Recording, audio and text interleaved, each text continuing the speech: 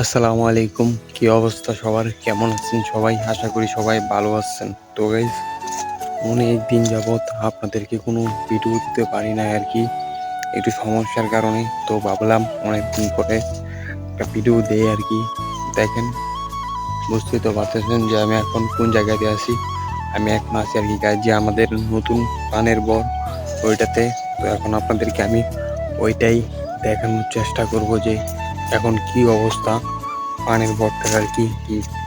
পানের গাছগুলো কি জেতা হয়েছে, তাজা হয়েছে কিনা, ওইটাই আপনাদেরকে দেখাবো। তো দেখেন আপনারা। তো ওই যে এদিকটা দেখেন আপনারা, একদমই এই পানের গাছগুলা দেখেন, এই যে এগুলা রোদ না লাগার জন্য দেওয়া হয়েছিল আর কি।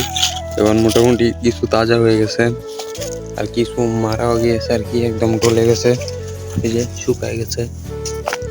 তো এখন এগুলা কিছুদিন পরে পরিষ্কার করা হবো, তারপরে আর কি যে বরটা তাজা হয়ে যাবে আর কি সবকিছু।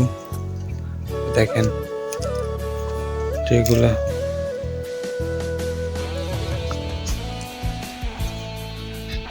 উপরেও ভালো ছাউনি দেওয়া আছে। তো আপনারা দেখলেনই তো যে এখন পানের বটটার কি অবস্থা। মোটামুটি আলহামদুলিল্লাহ ভালোই, প্রায় সবগুলো পানের গাছগুলাই চেতা হয়েছে আর কি, কাজে হয়েছে, বেশি মরে না আর কি। তো দেখলেনই তো এখন কি অবস্থা আর কি। তো গাইস, আপনাদেরকে আমি প্রতিনিয়তই তো বলে থাকি যে আমার চ্যানেলটা সাবস্ক্রাইব করবেন।